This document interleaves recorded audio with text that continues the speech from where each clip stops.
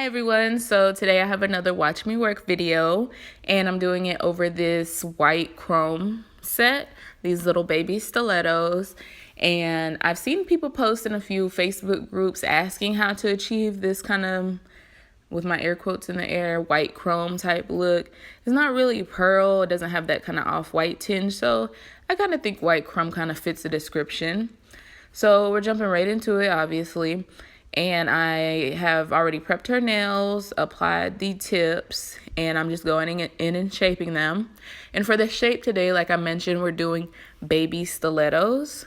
So my client, she has just got a new job, and she usually gets them longer, more medium length, but she needed them shorter for her position. Luckily, she was able to still have nails, so we opted to do this short stiletto set opposed to short coffin. In my opinion, personally, I think that baby, if you're gonna do a short nail, I really think a coffin not a coffin, a stiletto or an oval shape looks more flattering when they're this short or even shorter, but that's just my opinion. And I know people like to joke on them and say that they look like little bear paws, bear claws, and make little memes about them, but we like them. That's all that matters. Me and my client like them.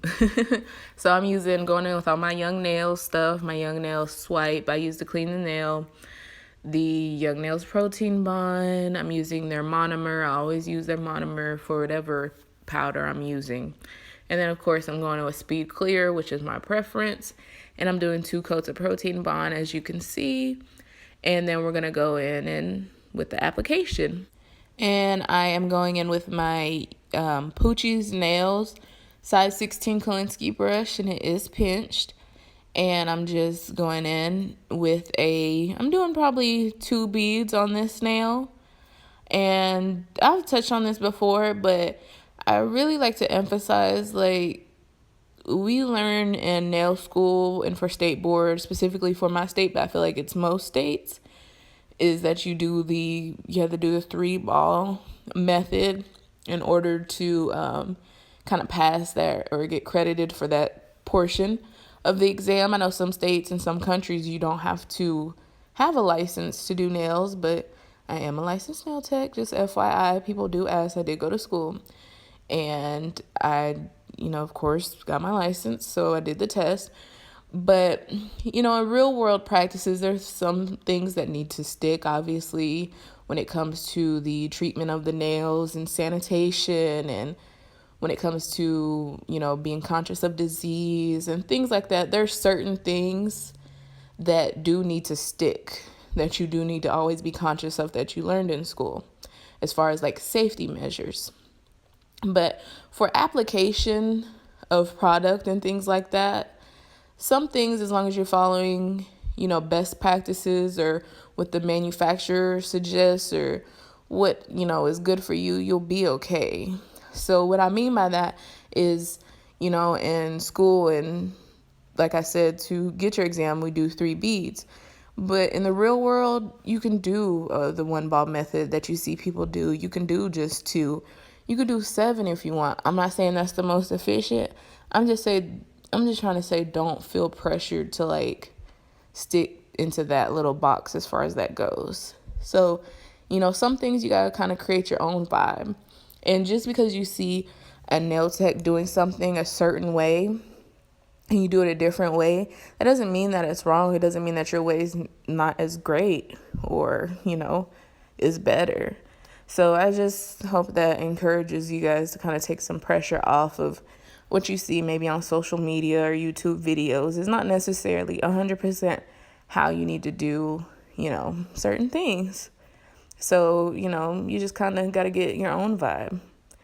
So some people do amazing 1-ball or the 1 bead method, whatever you want to call it. I just don't. So I'm like, I need 2 or 3 sometimes. Sometimes I need to throw a little dot somewhere else. But anyways, so I had filed and shaped her nails. I didn't show that on camera, unfortunately. I'm just showing you the products. I'm using the gel bottle white, Wildflowers. This is the pigment tower, and you see this color is the second from the bottom, and it's a silvery looking pigment. I'm trying to show you that.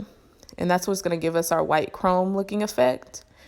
And I'm just going in and cleansing the nails. Like I said, I filed and shaped them. And again, this is a gel bottle ink. It's number 001. I don't know how many zeros are before it, but it's number 1. And it's just a solid, straight up white. It's a very, very good white. Probably one of the best I've used. I haven't used just all that many, but I've used Gel 2, Vetro. I love Vetro. But I didn't use their regular gel polish in a bottle, so just to be fair. But I've used some others, and this has to be my favorite. It's not so thick that it doesn't cure properly. It cures great, and that also has something to do with your light, but it cures great, and I really like it. So I end up applying 2 or 3 coats of it, and then I'm going in with a Gel 2 No Cleanse Top Coat. And this is, at this point, whatever top coat you use to apply a chrome type pigment that has that rubbery feel, you would go in with that top coat. It doesn't necessarily have to be this one. This one does not have a sticky layer, for people that are curious and ask. You apply this, you cure it in the light, and then the texture, once it's cured, is not sticky, it's rubbery feeling, which will grip to the pigment. So I'm just taking a latex sponge and rubbing the pigment and making sure that it's laid down smoothly, and that's going to give us that chrome look. We all seen this chrome trend with the regular silver chrome, the unicorn chrome. Same effect, same process. We're just going to rub it in. Y'all probably see me apply chrome type products several times on my channel. So it's the same process. It's kind of hard to tell in the lighting, so I'm trying to show you guys. I had to like cut off all my lights to kind of get the natural sunlight to kind of show you.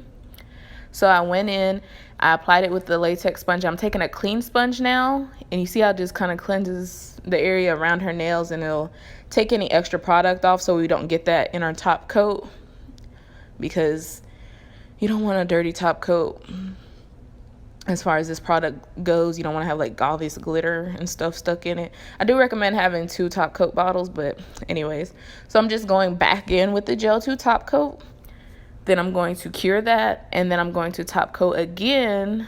And this time I'm going to use the gel bottle ink No Cleanse Top Coat. And I generally like to top coat twice when I do these type of rubbed in pigments, again, like the regular chrome, unicorn, duochrome, what have you. So I generally like to top coat twice. I'm sure you guys heard of people experiencing like chipping or premature like peeling of the color. A lot of you guys, I'm sure, are in like the Facebook groups, and we have those type of discussions. So this is what I found has worked best for me, is I applied 2 top coats, and I really don't have any issues with that. Sorry, my dog's sitting in my lap and she had to have the shivers right now. I don't know if you guys heard that, but anyways, so you can kind of barely tell. It's because my lighting is kind of overexposing the white, and you know how white can be on camera. So it's hard for you to kind of see the kind of chrome effect.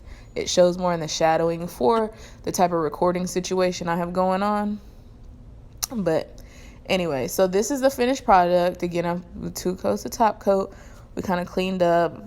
I didn't use my little brushy bit from Atwood, so there's still a little pigment in the cuticle, around the cuticle area, but we're fine. You get the point.